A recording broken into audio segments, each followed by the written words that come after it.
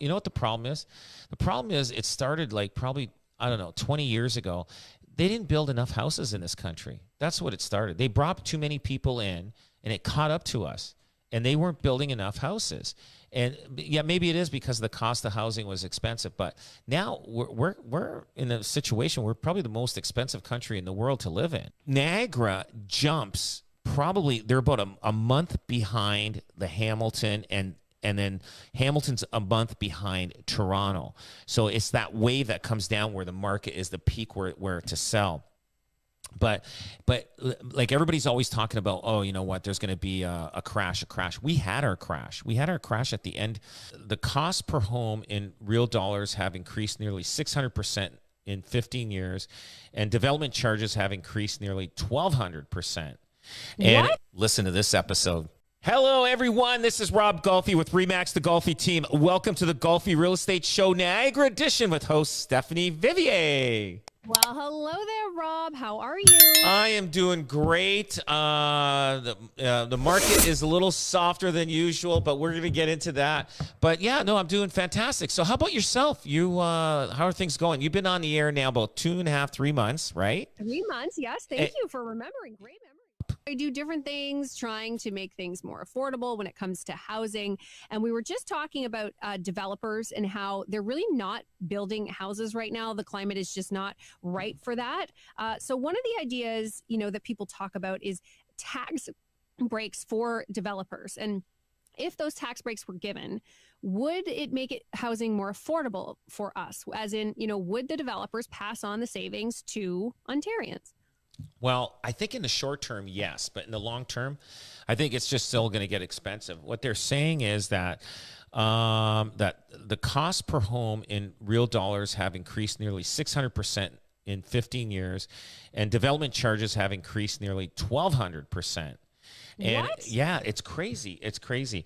So there was a group of 19 developers who said they are poised to build 100,000 new housing units over the next 10 years. Now, if they did this, they're asking the federal and provincial governments to remove HST on new housing. Okay, the provincial and municipal governments to eliminate land transfer taxes on new construction as a one-time benefit to the initial buyer, and municipal governments to reduce development charges on new housing to the 2009 rate adjusted in inflation.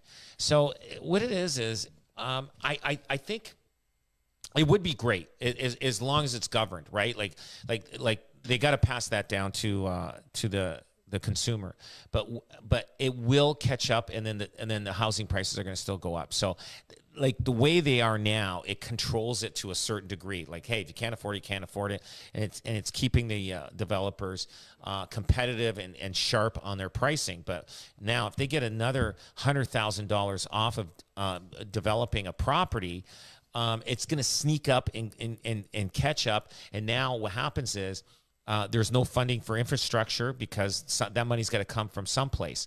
But I do believe in developers trying to lower the price, but it's not the developers. The developers, you know what? Like, you'd be surprised when they sell these $1 million homes, they're making $100,000 on a home or more. You'd be surprised. And like the smaller developers don't make that much. That's why they can be, more competitive with the price. But the larger ones, they're making big money on these houses, and they need that money to keep going to obviously buy other properties and develop those properties and all that kind of stuff. Now, when I say they're making that money it's not just like, you can't look at it as one thing. They need to be profitable, obviously, to keep going, to make more homes. And so, but the thing is, I don't know if that reducing any of that those development charges will help. But in the short term, it will. In the long run, I think we're just going to be back to normal where we are right now, talking about how expensive housing is going to be, and then the government is going to be shortchanged on all those development charges that they need to do the infrastructure. Yeah, I think, like you said, as long as it's transparent and, we know, okay, well, developers are not having to pay the HST, then the consumer's not having to pay the HST, that discount is followed through. Of course, that's helpful in some ways. But if there are some secret tax breaks that they're getting, of course, it's human nature for them to just like hold on to that and try to make as much. You got to make hay while the sun shines, right? So it's a difficult problem, and like you're saying, Rob, I don't think it's a one size all fits all solution. Yeah, the problem is not the interest rates. The problem is not the developers. You know what the problem is? The problem is it started like probably, I don't know, 20 years ago. They didn't build enough houses in this country. That's what it started. They brought too many people in, and it caught up to us. And they weren't building enough houses. And yeah, maybe it is because the cost of housing was expensive. But now we're in a situation where we're probably the most expensive country in the world to live in. And people are eventually like, there's people coming here, moving here from different countries, and they stay here for a year, and they go, wait a minute, this is not a better country. This is too expensive. I like a single person making $100,000 a year. And I think I said this before, a single person making $100,000 a year, let's say by themselves, they can't even afford to buy a house and pay a mortgage and have food and put gas in their car, insurance and all that kind of stuff. It's so tough. And that's if they're making $100,000 a year. Like it's tough. So you need two people to live together, whether they like each other or not, and then and in order to afford a house, like people are connecting and say, hey, listen, you and I, we need a house, let's get together, let's buy it, and then they'll battle it out through the inside closed doors. But yeah, like it's not easy, and it's too late. It's going to take 20 years for it. Like it took 20 years to get to this point. It's going to take 20 years to reverse it. And so that generation that is graduating school right now, getting a job, they're the ones that are going to pay the price for the next 20 years. So the good thing is, if somebody's not born till 2040 or 45, they might be okay. So, but right now, anybody, you know what I mean? Like, so the kids who are being born today, basically kids born today, they might be okay once the market's okay. So they're not going to feel it and they'll just hear from their parents and grandparents saying, wow, it's crazy. The market was crazy and all that kind of stuff. Yeah. Well, to sound like the old geezers telling them about it. That's it. That's it. Remember when it was like 100,000 and you were like, wow, if I could make $100,000 a year, I would be so rich. Remember that? Oh yeah. No kidding. I mean, they had songs like that before, probably. Yes. If I could make, but I remember buying my first two homes. My first house, I was young. I bought it for $40,000, and the next one was $34,000. They were investment properties. Like they sound cheap now, but they were moderately affordable. You can collect rent on those properties back then, and it was achievable. But now it's unachievable. And so, yeah, like, I mean, can you imagine that house that I bought for, let's say $34,000 is worth probably $450,000, $500,000 today. Wild. Like, and it's tough to get a mortgage on a house like that and actually have, let's say if you wanted to rent it, you can't, it doesn't work. The numbers don't work. Yeah. Yeah, you're not going to be able to pay the mortgage with that. Yeah. Short-term rentals is another hot topic, and different regions deal with them differently. I know here in St. Catharines, City Council is just kind of not going to be enforcing the short-term rental rules as much as possible. But when it comes to housing, it's a problem because those short-term rentals, great when we're visiting a city, we love to, save a little money and have a kitchen while we're staying there. But if we live in that city, it makes the rental market even the more tight. That's all have to do with the government, with the landlord-tenant board. That's why people do not want to deal with long-term rentals. And like fix that problem. Like if a landlord has a problem with the tenant, they should be able to go to the landlord-tenant board, and that should be resolved right away.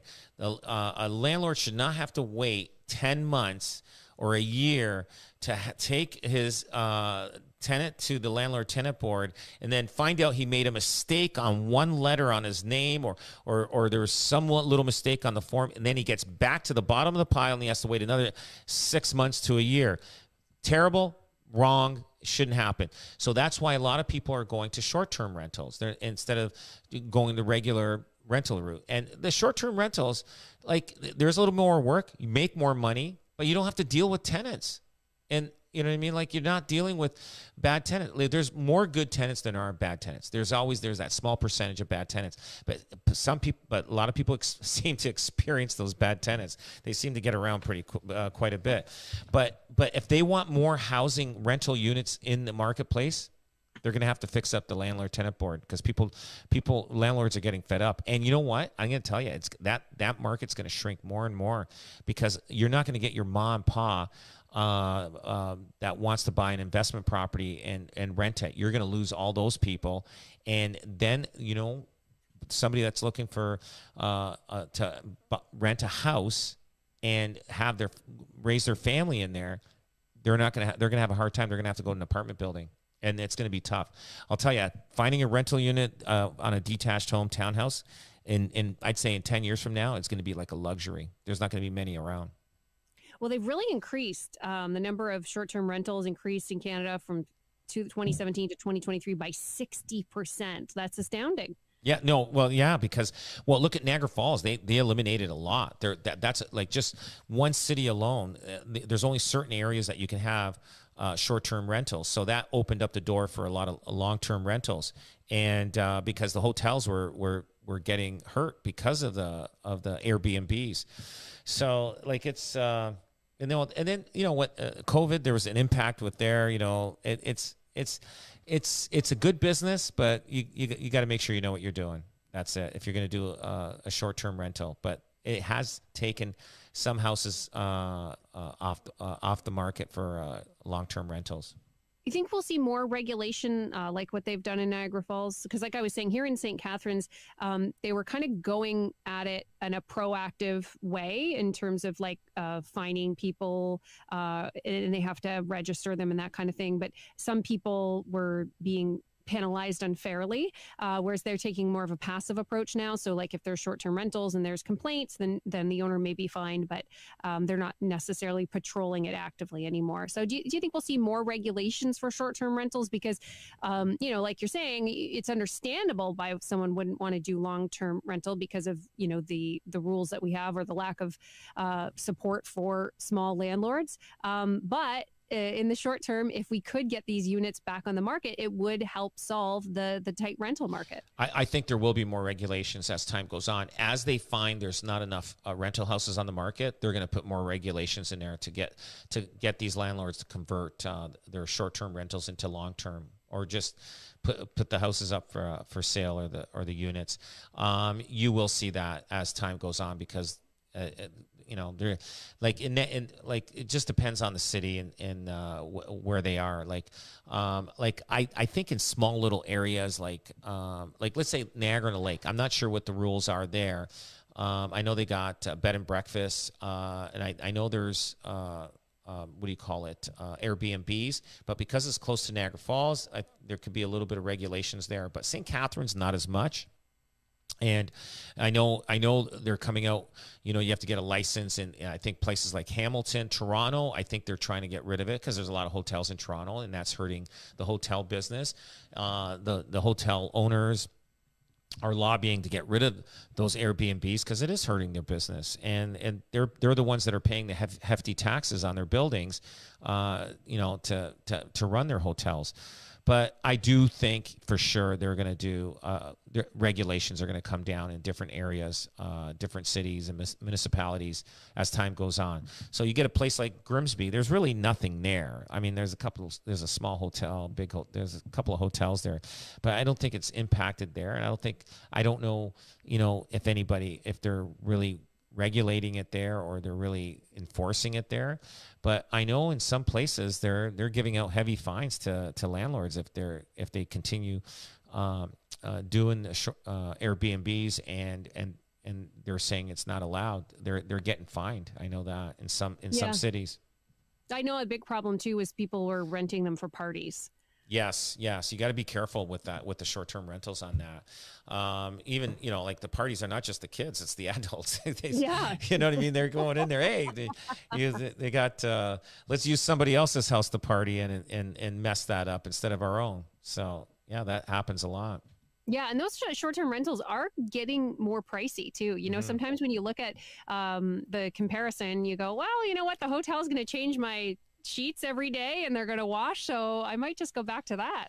Well, yeah, no kidding. Well, like if you go up north, there's sometimes you get these cottages on the lake, and you get they'll charge like $6,000 for the week, but they fit like you can fit like 10 people in there. So you divide that up, with 5 couples, like $1,000 each or whatever, $1,200 each. It's worth it. You got a big house, you got the water, you got everything, laundry. It's perfect. Yeah, hotels can't beat that. That's for sure. Those beautiful lake mornings. Welcome back to the Golfi Real Estate Show, Niagara Edition. I'm your host, Steph Vivier, and Rob Golfi is with us today. Animal lover Rob Golfi. We're learning so much more about him, real estate agent extraordinaire and animal lover. Rob, let's get into what was happening in July. We're just here on the first weekend of August, but we've got some insight into last month. How are things looking out there in Niagara when it comes to real estate? July, it's been a tough month. I thought like June was really good, not bad. I can't complain about June, but for some reason July it took a beating. It took a beating, and I'll tell you something. This is a perfect example of you got to, like, if you're going to put your house up for sale and you're thinking you're going to do it, let's say January, February, don't wait till the summer months to do it. Do it in February, March, April. Those are the months. Those are the key months every year to put your house up for sale. So, for instance, in Niagara Falls, the benchmark price in July in Niagara Falls was $620,000. Okay, they only sold 88 homes in the month of July. Now, it's been hovering. Like if you go to January of 2024, the benchmark price was $611. Then it dropped down in February to $590,000. Then jumps up in March at $624,000. April, it jumps to $645,000. Now, Niagara jumps probably, they're about a month behind the Hamilton, and then Hamilton's a month behind Toronto. So it's that wave that comes down where the market is the peak where to sell. But like everybody's always talking about, oh, you know what, there's going to be a crash. We had our crash. We had our crash at the end of 2022 and the beginning of 2023. And then there was a little bit more that happened through the 2023 year. But it's hovering around the same numbers. Now, if you're looking at the beginning of 2023, I mean, January, the benchmark price was 550, but then it jumped to the 600s, and then it's been hovering between 600 and 650 for the last 18 months. So it's hovering around that number. So yeah, I think if you're looking to buy something, now's the time to buy, just because of the fact that when the market does change and they're working on doing stuff, and the interest rates are going to come down, and that's when things are going to start happening more. Housing prices are going to go up again, and so you got to do it before they go crazy. Now in Niagara Falls, where's my benchmark benchmark price? I don't have. I thought I had them for the what do you call it? Days on market, like months of inventory. So, okay. But I don't have that here in front of me. But in St. Catharines, look at that. St. Catharines is lower than Niagara Falls, but in July, $597,000 was the benchmark price in July. 114 sales. So St. Catharines is actually just Niagara Falls is just doing a little better than St. Catharines, and I know what it is.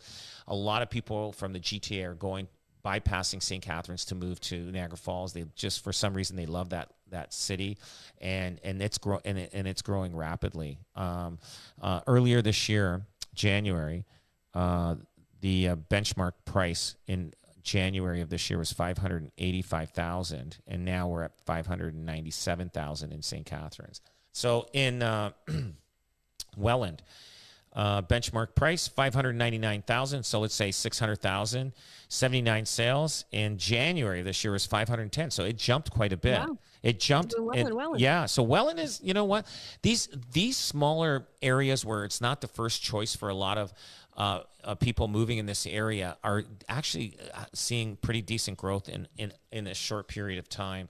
Now, the one thing I want to see Fort Erie, same thing. Like, I'll tell you, Fort Erie, like, people are starting to go out there. The people in the Niagara area are moving out that way just because the homes are getting cheaper, but it's not as cheap as it used to be. The benchmark price now in Fort Erie in July was $600,000, but there was only 47 sales. And in January of this year, it was 600. It's about 600,000. So it's kind of stayed stagnant in there. Now, Grimsby, I added Grimsby on here. So Grimsby jumped quite a bit. So Grimsby was 700,000 in January of this year, benchmark price. Now we're at 795,000. So Grimsby's Grimsby's a great market. It's like Grimsby's like Burlington. It's like if you buy there, you'll do well on that. But again, the market is like it is kind of soft right now. It will pick up. So we need to get probably another quarter to another half point reduction in the interest rates to really move the needle of the market. So they'll probably do another price drop in September. And not price drop, another interest rate drop in September and maybe one in October. And that'll be a full interest rate, 1% interest rate drop in this year, which will move the needle. And we may end up having a decent fall market. And but right now, it's surprisingly, we're not doing as well as we did last year in July. So like, for instance, if I look in let's say St. Catharines, Niagara Falls, July of last year, there was St. Catharines 342 sales in July of 2023. Well, there was only 134 sales of this year in July. So what a huge difference. So and we have the inventory, but the buyers are not coming around. They're just sitting and waiting. And so that tells you there's opportunity there for getting a half decent deal if you're looking at buying a house. Now in July of 2023, in Niagara Falls, there was 103 sales.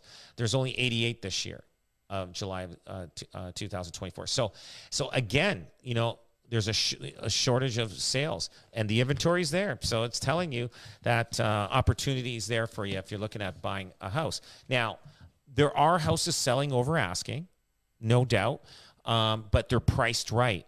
Now, I'm looking at a lot of houses that have been on the market since November last year. Those people that put their house up last year, November, December, even early this year, and haven't sold yet, you overpriced it. Now, you missed the great market, which was decent this year, was March, April in Niagara. So if you miss that mark, now you got to sit and wait for the next time that the market's going to increase. Will it happen this fall? Hard to tell. You may end up getting exactly what you would have got if in March, April of this year, and you had to carry that house.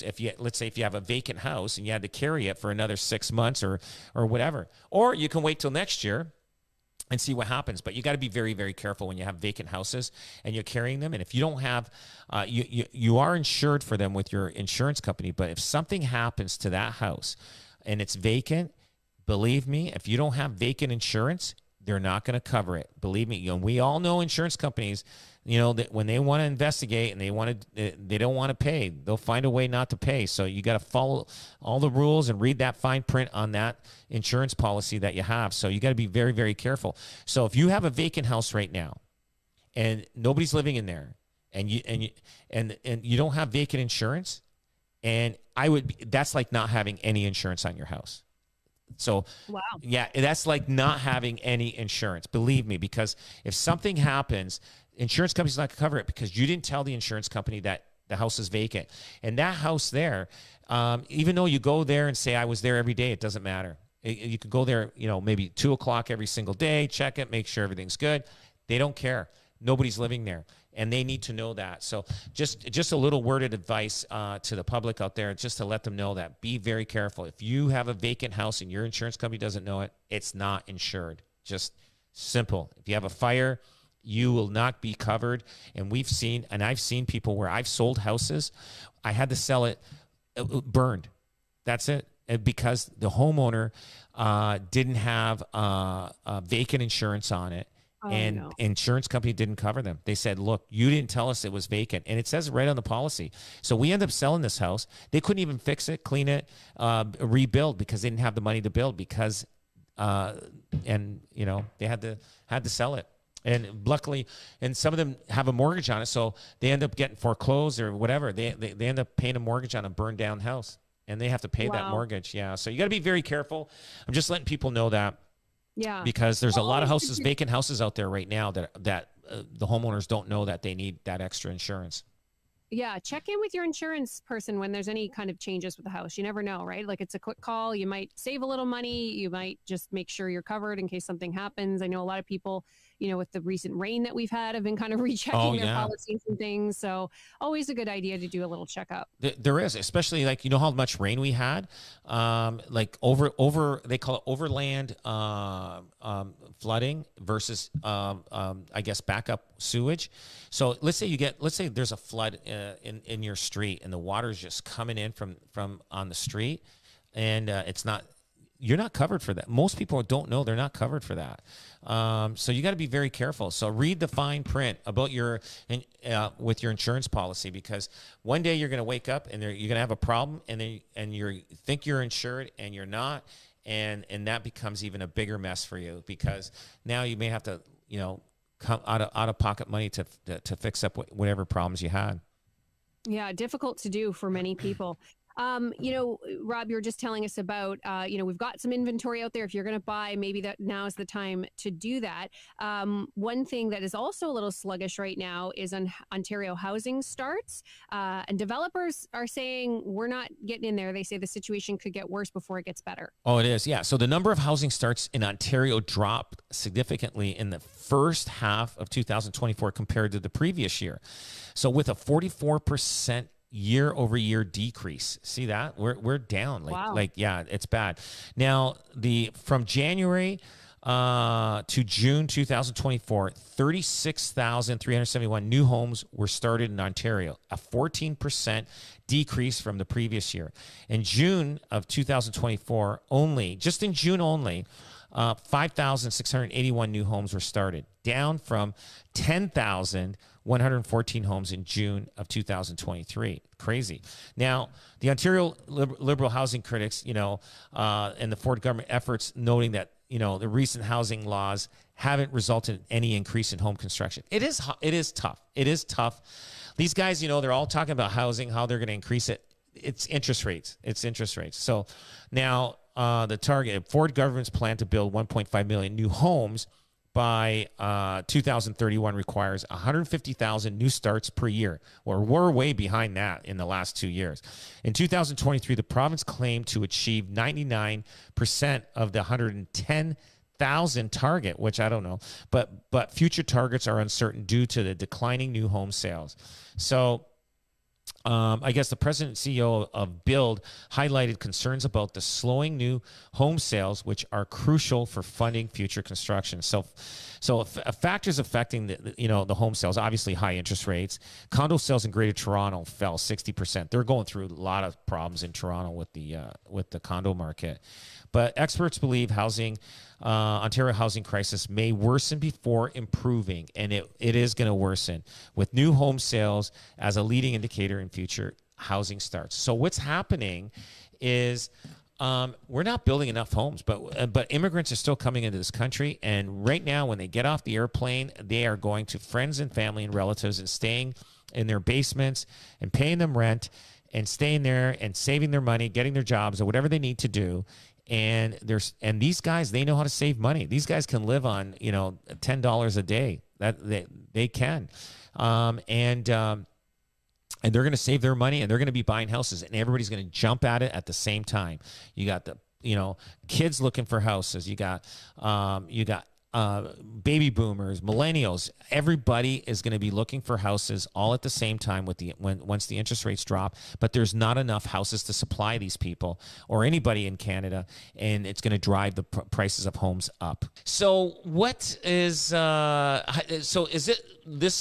is is a new schedule for you, or is it more of like, were you more in the like the morning, late morning, afternoon before this early morning show, or? Yeah, so I was doing more afternoon stuff. I was filling in for Tim here at CKTV. I had done mornings in the past, so but you know, it's just unless you're doing a morning show, you really don't get up at 3:30 in the morning. You know, it's not like, well, let's just get up at 3:30 and start our day. Not a lot of people doing that. If you're getting up at 3:30, you're usually doing it for a reason. So yeah, a little bit of a schedule shift for sure. If you want to catch me for dinner, we're talking early bird special, you know. So so you would start in the morning. So you're at the radio station, what, 4:00, 4:30 in the morning? Yeah, get here about 4:30, quarter to 5, and then we get on live on air at 5:30. Oh wow! And so do you have an afternoon nap, or do you go straight through the day? And It like, what time do you depends. go to bed at? Well, I'm definitely an 8 p.m. girly. Got to get in there at 8.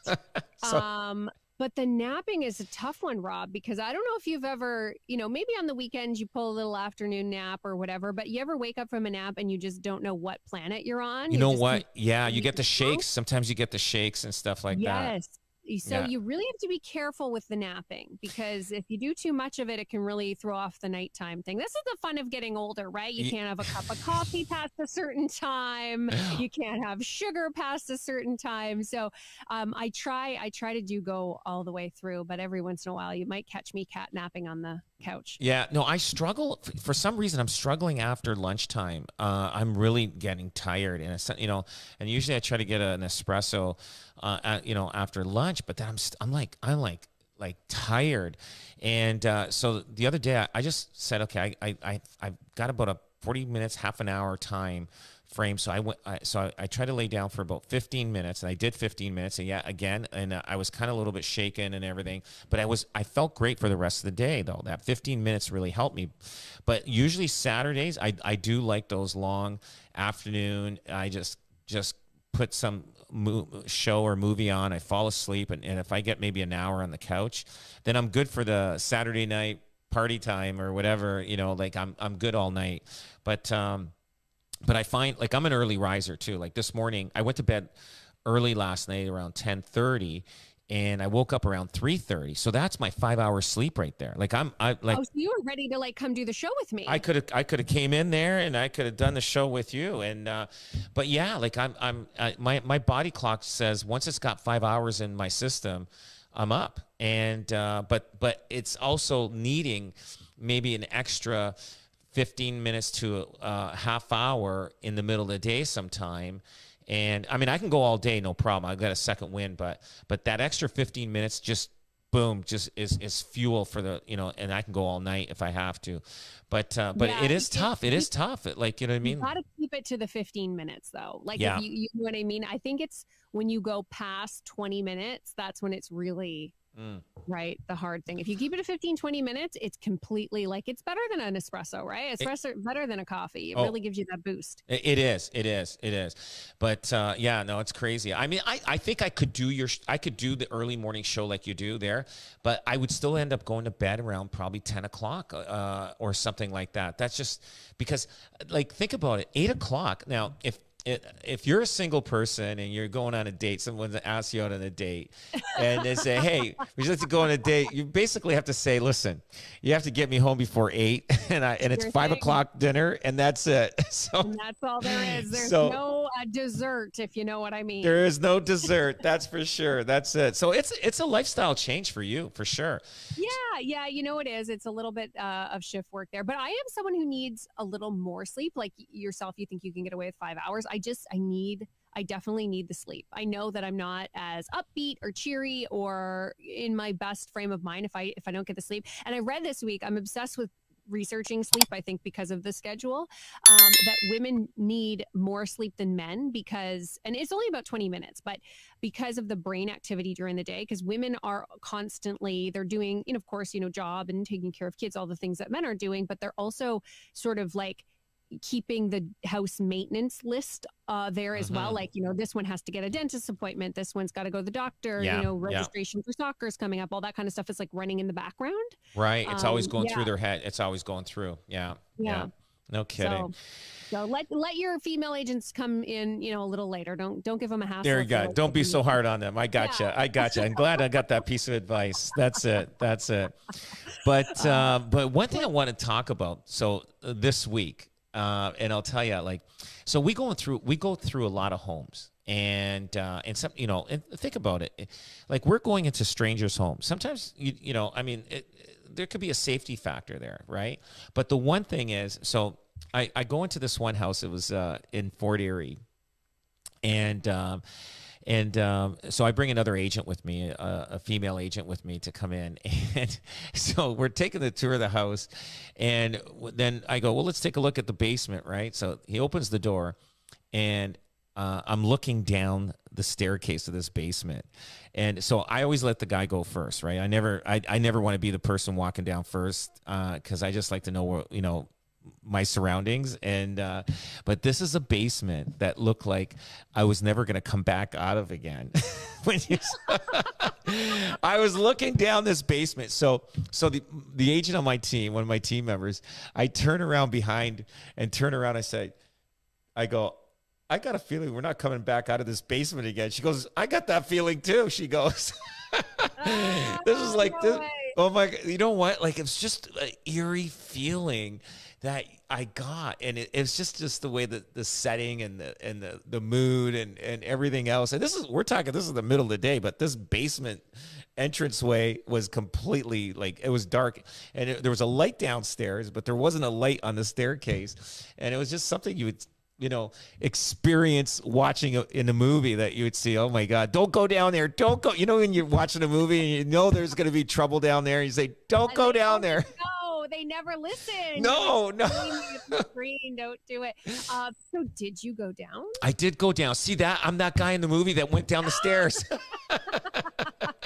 So it's like, if somebody's watching the movie, if we're on film and watching, everybody would say, don't go down there, don't go down there.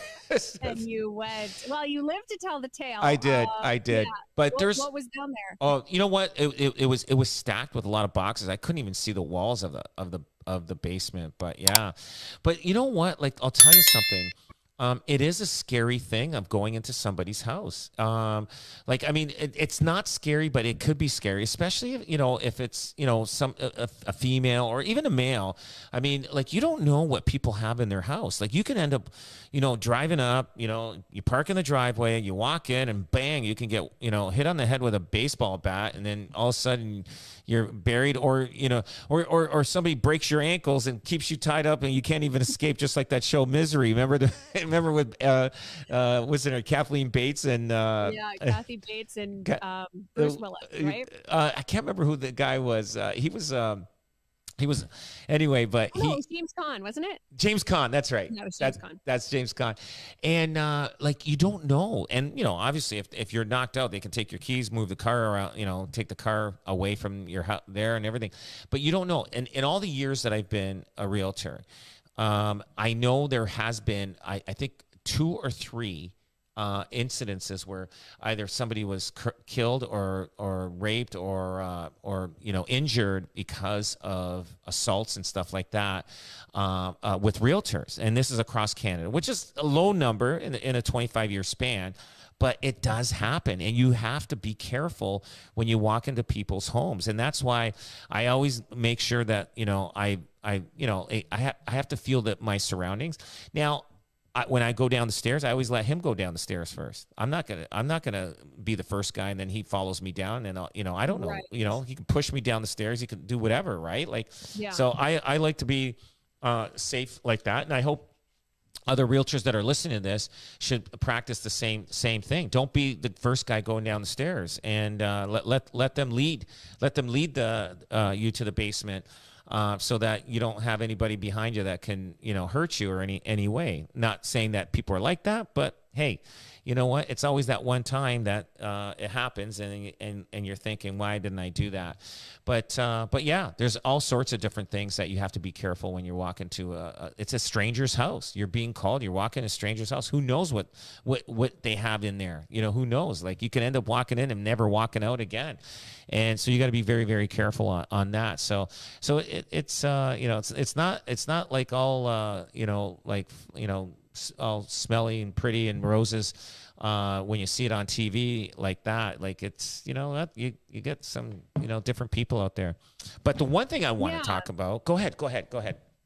No, I was going to say, you know, the other thing you mentioned was you were with another realtor. So I imagine that's a good idea too, right? Especially people starting out, or, you know, people who feel a little bit more vulnerable. That's a good tactic to have someone come with you. Absolutely. We do that a lot. Like, we have them, we have trainers, we have mentors on our team that will take agents through, and we go through the process of safety, and we go through the process of, you know, what to look for and how to deal with it and all that kind of stuff. Because you got to be careful out there, especially in the wintertime, because it gets dark earlier in the wintertime than it does in the summer. But you know, I always have a flashlight. Everybody has a flashlight on their phone, but I always have an extra flashlight. Let's say sometimes, you know, you go to a vacant house, they don't have power on. Like, you know what I mean? You got to be very careful. And at night it could be, you just don't know what you're walking into. I remember walking into, going through a house, and I like opening up doors. Hey, look at this. So I'm in the basement of this house, and I open up this door in the basement, and I open it. I'm like, oh my God, there's a German Shepherd sitting there just staring at me. And he didn't even bark while we were there. This dog was quiet. And I'm like, I open it, and I go, whoa, and I shut the door right back. You know, but think about it. You don't know this dog's, you know, temperament. No. But the scary thing was, like, this dog was quiet. Like we're going down, like, he didn't bark, nothing. Like it was just, so, I mean, maybe he probably was a, you know, a mild dog, nothing, you know, crazy. Probably the owner says, hey, don't bark when people come through. He goes, you know what I mean? Yeah. But something like that, you open up a door, he was just like, but that scared me. Like, you don't expect that. So they're intimidating looking dogs. Like, they're so smart. They're very good. I know they're sweethearts. Anyone who has one is like, oh, they're just like love bugs and all that sort of thing. But they're very intimidating looking. If running into one of those and you're not expecting it, that's going to scare you. Oh, absolutely. Absolutely. And you got to be careful. And then there was one house. I couldn't believe it. Like, I can't believe even the realtor even allowed this to happen. But there was a guy that had a pit bull in the backyard, and this pit bull was like a mad dog. And we're walking back there, and the fencing was not like quite like the strongest, like, you know what I mean? Like, it was like a chain link kind of hanging, kind of, you know what I mean? Like some old chain link fence from the 50s. And this dog is like aggressive, like pushing against the fence and this and that. And I just said to the guy I'm showing, I said, listen, I'm not going to stick around for this, because this is, I see something bad happening. And that guy, if he locks his mouth on one of our limbs, I go, we're going to lose it. And I can't believe the realtor allowed this to happen. And I just said, no, I said, I'm not even going to go near this place. I go, this dog is going to get loose. Who knows if he's got access to inside the house from outside. You know how they have the dog little doors, right? Little doors, yeah. And so I just said to my clients, I'm not taking the chance on this. I go, I'll call the agent. We're going to reschedule, and then we want that dog away from this property. And I never been that close to a vicious dog, like a mad vicious dog. And I'm like, I said, let's get out of here. I'm not dealing with this. And this is some of the things that we come across. Like, can you imagine walking into a house and you see a dog like that? You don't even have a chance to get out. Like, that dog, once he gets a grip of you, you're done. And you're right. You sort of open the door and it's right there. You got to be very, very careful when you're walking into somebody else's house, because you don't know what you're walking into. So you got to be very, very alert of all your surroundings at any given time. You know, and I would imagine you recommend for your clients to have their dogs elsewhere when people are seeing their homes. Absolutely. Yeah. It's not, you know, it's better not to have your dog there. Just take them away, take them for a walk, or bring them to your family or friends just to, you know, watch that's the best way to do it. Yeah, we all love our dogs, but not everybody loves our dogs like we do. So it's the best. You're not selling the dog with the home anyway. Although, some people love dogs. They might want to make an offer on your dog too. Yeah. Well, I'll tell you something. I actually ended up buying a farm and it had vineyards on there. I actually got the 2 cats that go with the farm. So I take care of them. I feed them. I bring them to the same vet. Excuse me. Aw. And I take care of them, and so it's these cats. They look forward to seeing me when I get there. I scratch their neck and everything else like that. They're pretty good. They're pretty good cats. So hey, put it in the deal. They can just say no. That's all they can do, I guess. Right? That's it. This has been the Golfi Real Estate Show, Niagara Edition. Rob Golfi, thank you so much for joining us. Thank you so much. And if you want to get a hold of Rob and his team, very, very easy to do. They're available for you 24/7 at robgolfi.com. They even have a really cool home evaluation tool that you can use. I know you're curious as to what your home is worth. Give them a call as well. Very friendly to chat with. 905-641-0308. They are the #1 REMAX team in Canada. 905-641-0308. Thanks for listening. This is News Talk 610 CKTB. Yeah, picking the wrong realtor, that'd be a big mistake. That cost me money. Hi, Rob here, and hey, we get it. We get that the right realtor makes all the difference. My advice, talk to 3 realtors, including one from the Golfi team. Compare and you'll see no one gets results like Golfi because of the millions we invest in marketing, getting you the most money in the least amount of time. The Golfi team, Golfi gets it sold. Pick the right realtor. Just Google Golfi.